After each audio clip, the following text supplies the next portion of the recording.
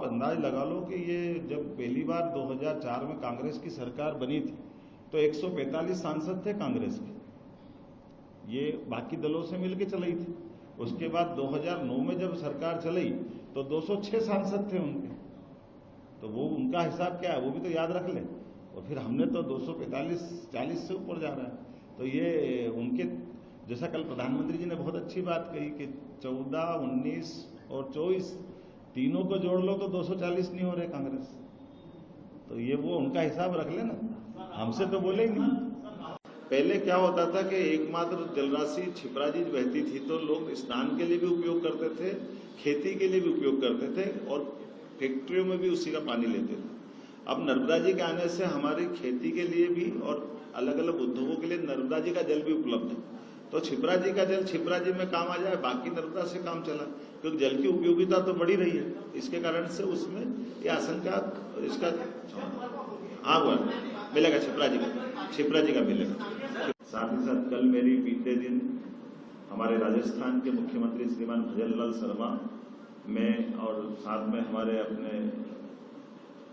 भूपेन्द्र यादव जी भारत सरकार के पर्यावरण मंत्री रहे, अभी राजस्थान के माननीय सांसद है। हमने अपनी पार्वती काली सिंह चंबल परियोजनाओं के प्रोजेक्ट को लेकर के बीच की जो हमने एमओयू किया था, उस एमओयू के बाद में उसकी अगली स्टेप को लेकर के मध्य प्रदेश में मुख्यमंत्री और माननीय मंत्रीगण भारत सरकार को निमंत्रण किया कि वो हमारे यहाँ आए और हम उनके वहाँ जाएंगे, ताकि इस योजनाओं से जुड़े पक्ष में लगभग 35,000 करोड़ रुपया राजस्थान को भारत सरकार देने वाली है और 35,000 करोड़ हमको मिलने वाला है। इस प्रोजेक्ट के साथ साथ गांधी सागर का जो चंबल प्रोजेक्ट हमारा है, जहां हमारा 1956 में जब ये डैम बना था तो 50% के आधार पर इसका जल का बंटवारा हुआ था, लेकिन बात के अंदर कुछ इसमें इशू खड़े हुए हैं कि हमारी जमीन ज्यादा जा रही है और उनकी जमीन पानी उनको बराबर मिल रहा है। इस इशू को सॉल्व करने के लिए माननीय मुख्यमंत्री जी को निमंत्रण मैंने कल ही दिया, कल 1 घंटे की हमारी बैठक हुई है और बहुत जल्दी इसके साथ साथ दूसरा प्रोजेक्ट जैसे मैंने कहा है पार्वती काली सिंह चंबल वाला, और साथ ही साथ हमारे अपने राज्य से लगे हुए ऐसे राज्य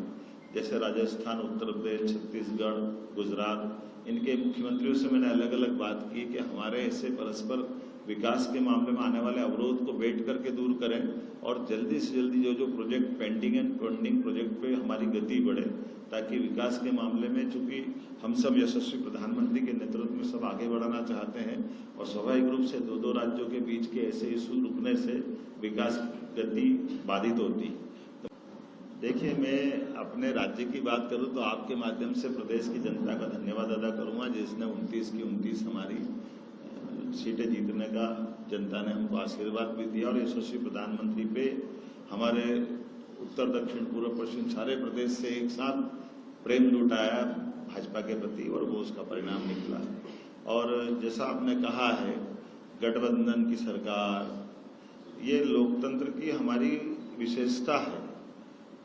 ये माननीय मोदी जी के लिए और गौरवान्वित करने वाला क्षण जो मोदी जी ने स्वयं ने अपने प्रारंभिक भाषण में